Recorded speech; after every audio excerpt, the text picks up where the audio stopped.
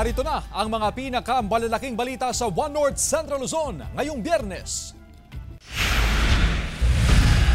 Isang babae nabundol ng tricycle sa Lubao, Pampanga. Insidente sa pool sa CCTV. Hindi bababa sa 50 kabahayan sa Santa Barbara, Pangasinan. Muntik nang masunog sa pagputok ng linya ng kuryente. Oil price hike nakaamba sa susunod na linggo. Magkano kaya? At creamy halo-halo, patok sa mga Dan, Pangasinan. Ito ang GMA Regional TV 1 North Central Luzon. Magandang hapon, ako si Chris Zuniga. Mga kapuso, nagpaalala ang DECORP sa mga dapat gawin kapag pumutok ang linya ng kuryente. Muntik na kasing masunog ang hindi bababa sa 50 bahay sa Santa Barbara, Pangasinan. Yan at iba pa sa pagtutok ni CJ Turida. Nataranta ang ilang residente sa Sitio Kalay ng Barangay Tulyao, Santa Barbara, Pangasinan kaninang umaga. Pumutok at sumiklab ang linya ng kuryente sa bahay na ito na ikinaalarma ng marami. Sobrang nangangato ang tuhod ko. Akala namin masusunog na yung bahay namin. Buti na lang daw nagawan ng paraan ni Jervin upang hindi na kumalat ang apoy na malapit ng umakyat sa bubong. Nagmadali akong kumuha ng pang-cutter, ginater ko na lang yung wire mismo para hindi na magkaroon ng sunog. Nang maapula ang apoy, sunod naman daw na sumiklab ang apoy sa poste ng kuryenteng ito. Yung wire naka-straight po yan. Kaya nung may pumutok, biglang lumilo yung wire niya. Pinatay na yung mga pis-pis nila.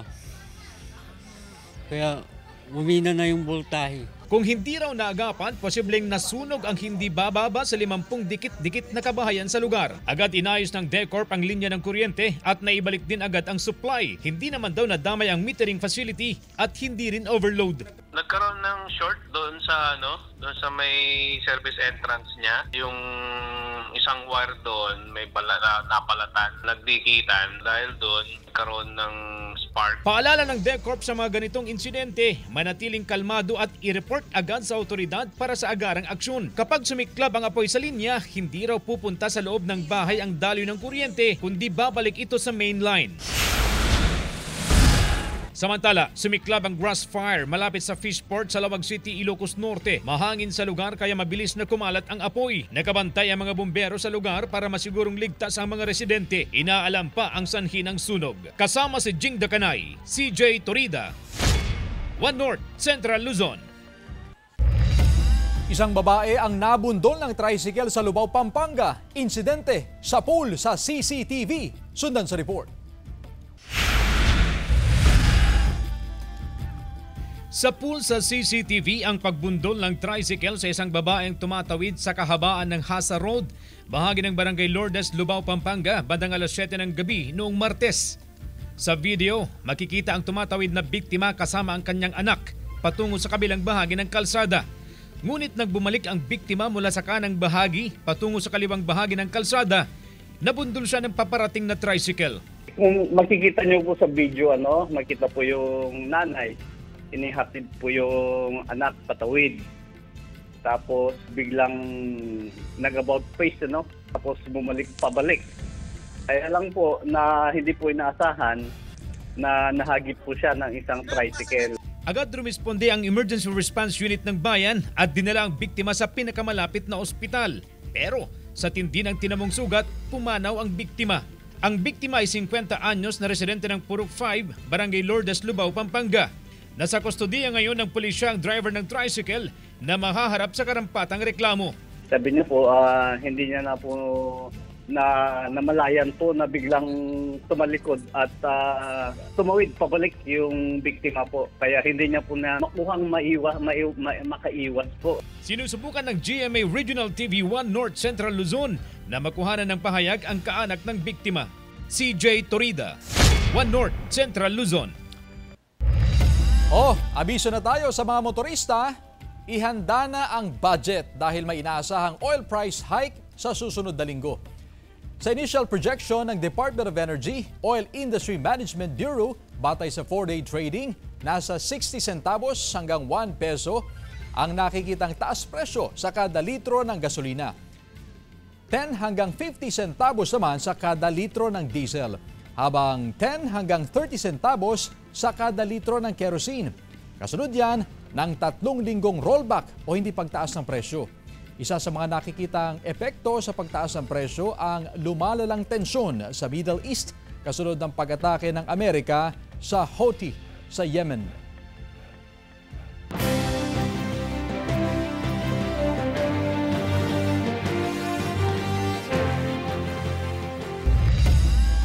Anim na lugar sa Region 1 na dating nasa yellow category ibinaba na sa green category. Balitang hatid ni Jasmine Gabriel Galban. Halos 2 buwan bago ang araw ng eleksyon, nasa kabuang 13 lugar na lang sa Region 1 ang nasa areas of concern sa ilalim ng yellow category. Ibig sabihin ng yellow category, ang isang lugar ay may kasaysayan ng election-related incidents na nakalipas sa 2 eleksyon at posibilidad ng presensya ng private armed group. Mula sa dating 19 na lugar sa Region 1, 13 na lang ang nasa yellow category. Wala naman nang nakikitang intense political rivalry. At wala din mga presence ng yung armed groups dyan na maaaring manggulo itong darating na halalan. Kabilang sa mga lugar na inalis sa listahan ng yellow category at ibinaba sa green category o tumutukoy sa mga lugar na walang security threats, ang Curimaw, Badok, Lawag City, Pagudpod, Paway at Pasukin sa Ilocos Norte. Inaasahang anumang araw sa katapusan ng Marso ay aalisin na rin sa listahan ng yellow category ang bayan ng Solsona ayon sa COMELEC Region 1. Actually, may recommendation na yung PGSCC to malamang ma-approve na rin yan. Ayon sa COMELEC, ang mga lugar na isinailalim sa areas of concern ay unang inirekomenda ng PNP at AFP na inaprubahan din ng COMELEC and Bank. Samantala, sa nakatakdang pagsisimula ng local campaign period sa March 28, wala namang nakikitang problema ang COMELEC Dagupan City. Tuloy-tuloy ang pakikipag-ugnayan ng COMELEC sa PNP at maging sa mga aspirant para matiyak ang tahimik, maayos at payapang eleksyon. Patuloy yung ating pakikipag-ugnayan sa ating mga aspirants for local positions na sana tumalima sila doon sa mga rules na inilatag natin during the candidates briefing. Kasama si Daryl Peralta, Jasmine Gabriel Galban, One North Central Luzon. Pagbebenta ng buko at pakwan, kumikitang kabuhayan ngayong mainit ang panahon. Silipin sa report. Aabot sa 2,700 piraso ng buko ang laman ng truck na ito na mula pa sa Baler, Aurora. 2 beses daw sa kada linggo kung magbiyahe ng buko si Ken mula Aurora at dinadala sa Pangasinan. Yes po, opo, marami po. Katunayan po, sobrang marami po. Marami na rin po mga trahaing na bumabiyahe rin po rito sa Pangasinan. Ibinabagsak ang mga buko sa iba't ibang bahagi ng Calasiao at Dagupan City. Kabilang ang pwesto ni Ray sa Barangay Nalsian, Calasiao. 15 years na raw siyang nagnenegosyo ng buko. 6 na buko cart sa Calasiao ang kanyang sinusuplayan. Tumaas daw ang demand ng buko ngayon. Mas kumikita ngayon kasi medyo mainit ang panahon.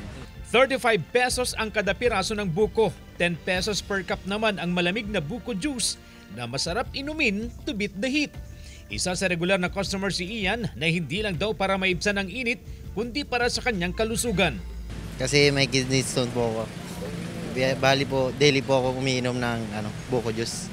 Kumikitang kabuhayan din ngayong mainit ang panahon ang pagbebenta ng pakwan tulad ng pwestong ito ni Sarah May sa downtown Dagupan City. Dahil tumaas ang demand, tumaas din ang presyo nito mula sa 20 to 25 pesos per slice. Ngayon, pumalo na sa 30 hanggang 35 pesos. Ang jumbo size na dating 350 pesos, mabibili na rin daw ngayon sa 600 pesos. Pero pag Friday, Sabado, Linggo, malakas. Galing daw sa Bani ang mga panindang pakwan ni Sarah May. Kasama si Jing Dakanay, CJ Torida, One North Central Luzon.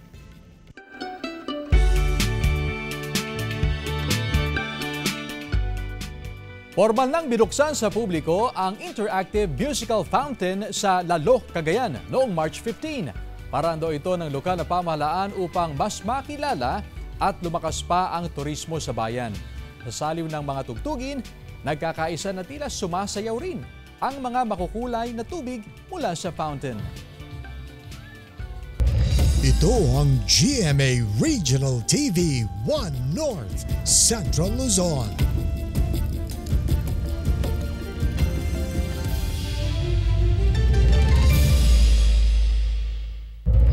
Ito ang GMA Regional TV 1 North Central Luzon. 56 anyos na lalaki natagpo ang patay sa irigasyon sa Santa Barbara, Pangasinan. Tutukan sa report. Hindi na napigilan ni Sunshine ang maiyak ng ikwento sa news team ang sinapit ng kanyang ama. 1:00 raw ng hapon noong Martes, masigla pa raw na nagpaalam ang kanilang padre de pamilyang papasok sa trabaho bilang driver ng water tanker. Pero hindi na nakauwi ng buhay. Natagpuang patay sa irigasyon ang biktimang si Amado Bauzon, 56 anyos, residente ng Barangay Ventanilla, Santa Barbara, Pangasinan. Dito sa bahagi ng irikasyon na ito sa Purok 5, Barangay Ventanilla, Santa Barbara, Pangasinan, nakita ang biktima. Ayon sa ilang saksi, nakasubsob sa tubig ang biktima nang makita ng mga residente. Dinala pa sa ospital ang biktima pero idineklarang dead on arrival ng sumuring doktor. Aminado ang kaanak na may iniindang karamdaman ang kanilang padre de pamilya. Sakit sa puso po. Pero malakas pa po siya, malakalakas po kasi diretso po yung maintenance nila, tapos hindi namin sila pinababayan. Lagi namin chine-check pag umuwi. Tinayag din ng pulisya na walang foul play sa pagkamatay ng biktima. Hypertension. So considering na sa init ng panahon, siguro doon nag-trigger. Kasi ang nakapagtataga doon yung yung area kung saan nalunod si tatay, yung irrigation canal, mababaw lang naman. Sa tala ng pulisya, ito ang unang insidente ng pagkalunod sa bayan ngayong taon. Kasama si Jing Dacanay, CJ Torida, 1 North Central Luzon. Arestado ang 45 anyos na negosyante ng mahulihan ng iligal na droga at mga baril sa isinagawang search warrant operation sa kanyang bahay sa barangay Kabaruan, Gimba, Nueva Ecija. Ayon sa mga otoridad, matagal nang minamanmanan ng sospek dahil sa mga report na natatanggap ng PNP sa di umano'y pagbebenta ng iligal na droga. Nakuha mula sa bahay ng sospek ang nasa 16 na plastic sachet ng shabu na may timbang na 20.86 grams na nagkakahalaga ng 141,848 pesos. Pati na ang isang sachet ng pinatuyong marijuana na may timbang na 1.35 grams na nagkakahalaga naman ng 160 pesos.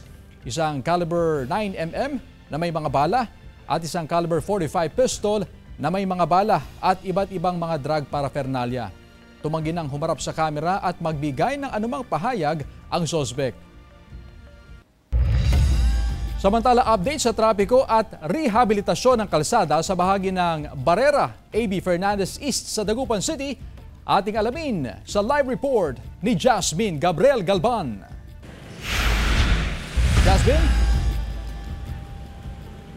Chris, ongoing ang road rehabilitation project ng DPWH dito sa bahagi ng A.B. Fernandez East sa Dagupan City. Actually, Chris, yung dalawang drainage canal, magkabila ang drainage canal, ang ginagawa ngayon ng DPWH habang open naman sa mga motorista yung kalsada. Actually, two-lane system o two-way system yung ipinapatupad ngayon ng Public Order and Safety Office. At sa kabila nga na ginagawa yung kalsada, ay makikita natin, Chris, na tuloy-tuloy yung usad ng mga sasakyan dito nga sa likuran. Sa aking likuran, makikita natin na yung mga jeep o yung mga sasakyan na mula sa Mangaldan, San Fabian, San Jacinto, Manawag ay tuloy-tuloy yung usad o yung pasok sa lungsod ng Dagupan. Samantalang yung mga sasakyan naman na galing sa Dagupan City palabas, yan yung mga papunta ng Mangaldan, San Jacinto, nagkakaroon na lamang ng konting build-up ng mga sasakyan dahil doon sa bahagi, Chris, ng Santa Maria Street, doon sa may lampas ng Arco, doon kasi lumalabas yung mga jeep na galing ng city proper, downtown area, kumakanan sa may DBP, dyan lumalabas, kaya't nagkakaroon ng bahagyang traffic build-up yung mga sasakyan sa bahagi na yan. Pero sa kabuuan naman, Chris, ay tuloy-tuloy naman yung usad ng mga sasakyan. May mga nakabantay na traffic enforcer na nagmamando sa traffic flow ng mga sasakyan. Chris? Maraming salamat, Jasmine Gabriel Galban. Bisita iglesia ng mga deboto sa Pangasinan, nagsimula na. Silipin sa report. Taon-taong panata ng 75 anyos na si Aling Elijah ang bumisita sa mga simbahan tuwing panahon ng Kwaresma. Paraan daw niya ito ng pasasalamat sa Puong May Kapal sa lahat ng biyayang kanyang tatanggap. Simpleng sakripisyo lang daw ito kung ikukumpara sa ginawang sakripisyo ni Jesus noong tubusin niya ang kasalanan ng sanlibutan. Una sa kanyang binisita ang St. John the Evangelist Cathedral sa Dagupan City. Lahat ng problema, basta idulog mo sa kanya, dinggin mo lahat, pinakikinggan ka nga. Ilang linggo bago ang Semana Santa, nagsimula ng dumagsa ang mga deboto sa iba't ibang simbahan para sa bisita iglesia. Ito ay part ng ating spiritual journey this Lenten season. Ngayong Kwaresma, ito ay paglalakbay natin na nag-aalay tayo ng pagsasakripisyo at ng pagmamahal ng Diyos sa atin. Kumbaga, inaalala natin ang pagmamahal ng Diyos na inalay niya sa atin. Kasabay ng pagbisita sa iba't ibang simbahan, panawagan ng Simbahang Katolika na isama sa panalangin ng mga deboto ang kapayapaan ng bansa. Karaniwang 7 o 14 na mga simbahan o banal na lugar ang pinupuntahan ng mga deboto para sa bisita iglesia. Itinuturing itong spiritual exercise na may spiritual purpose. Kasama si Daryl Peralta, Jasmine Gabriel Galban, One North Central Luzon. Task Force Bantay Ilog activated na sa Mangaldan, Pangasinan ilang linggo bago ang Semana Santa. Sundan sa report. Karaniwan na raw para kay Mang Nelson na isama ang anak para mamasyal sa Angalacan River sa Mangaldan, Pangasinan. Lalo na ngayong mainit ang panahon. Presko raw sa lugar pagsapit ng hapon. Marami rin doon nakapwestong mga bilihan ng pagkain, kaya't nagiging bonding nila itong mag-anak. Marami tayong mga bata dyan, mamasyal. Dahil maganda rin sa lugar. Yung mga sa lugar, mga baka dyan. Tabi-tabi lang. Ngayong nalalapit na bakasyon at Semana Santa, activated na ang Task Force Bantay Ilog sa Mangaldan, Pangasinan. Hindi raw ipinagbabawal ang pamamasyal at pagligo sa ilog. Pero may mga lugar lamang na tinukoy ang lokal na pamahalaan na pwedeng puntahan ng mga bisita.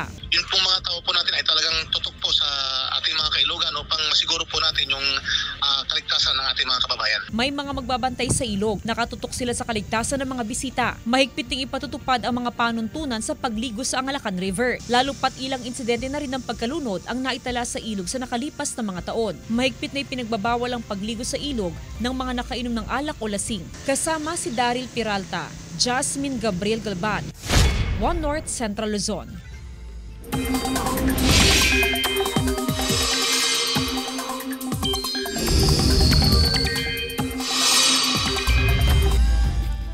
Mga kapuso, walang bagyo o sama ng panahon na namamataan pero may tsansa ng ulan sa ilang bahagi ng bansa dahil sa 3 weather systems. Kasama pa rin dyan ang Shearline, Amihan at Easterlies. Base naman sa rainfall forecast ng Metro Weather, may tsansa ng kalat-kalat na ulan sa Cagayan, Isabela, Mountain Province, Ifugao, Quirino at Aurora. Posible rin ang ulan sa ilang pang bahagi ng bansa.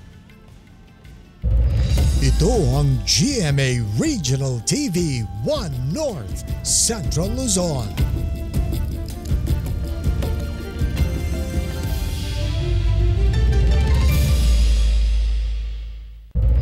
Ito ang GMA Regional TV 1 North Central Luzon.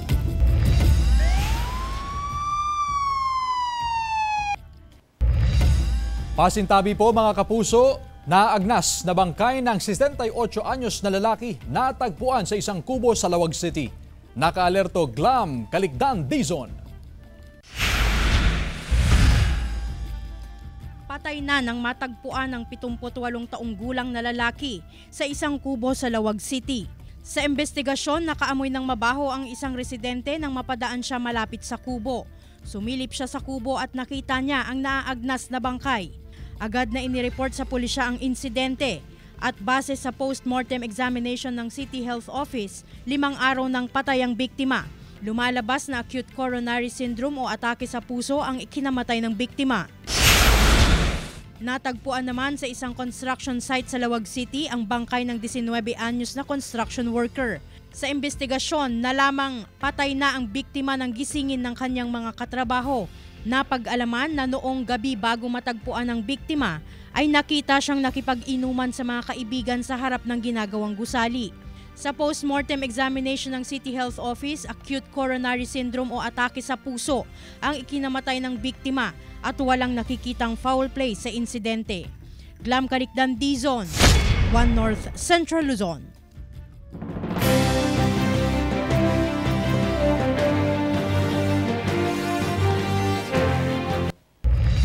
Kabi-kabilang Peace Covenant ang isinagawa sa Nueva Ecija gaya sa bayan ng Peñaranda na diniluhan ng mga tatakbo para sa mga lokal na posisyon.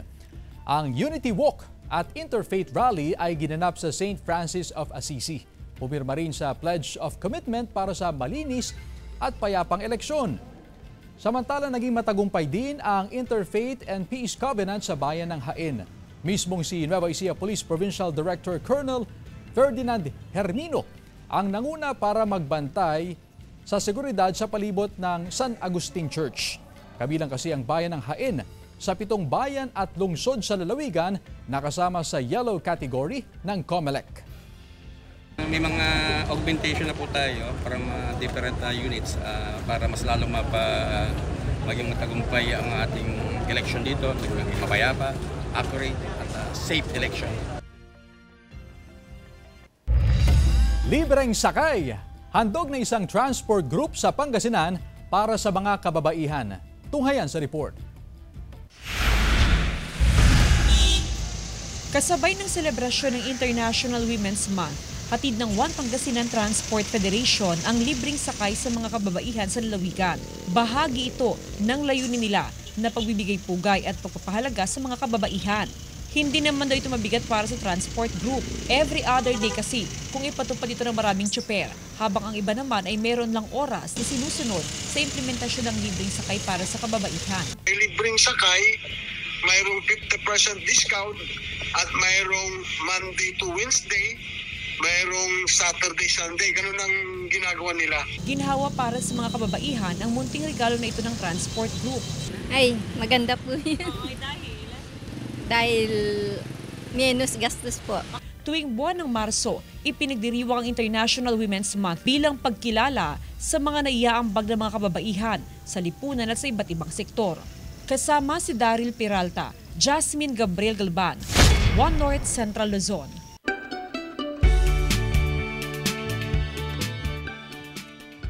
Formal nang binuksan sa publiko ang interactive musical fountain sa Lalo, Cagayan noong March 15. Paraan daw ito ng lokal na pamahalaan upang mas makilala at lumakas pa ang turismo sa bayan. Sa saliw ng mga tugtugin, nagkakaisa na tila sumasayaw rin ang mga makukulay na tubig mula sa fountain. Sugatan ang 2 rider ng motorsiklo matapos magkasalpukan kahapon sa Barangay 1, Lawag City. Nahirapang makatayo ang mga sugatang rider kaya tinulungan ng mga residente hanggang sa makaresponde ang paramedic team ng Department of Public Safety. Itinakbo sa ospital ang isa sa mga rider na nagtamo ng matinding sugat sa katawan. Sa investigasyon, galing sa kabilang kalsada ang isa sa motorsiklo at biglang pumasok sa main road at sakto namang paparating ang isa pang motorsiklo kaya sila nagkabanggaan. Ayon sa pulisya, hindi pa nagkakausap ang magkabilang panig. Wala pang pahayag ang 2 sangkot sa insidente.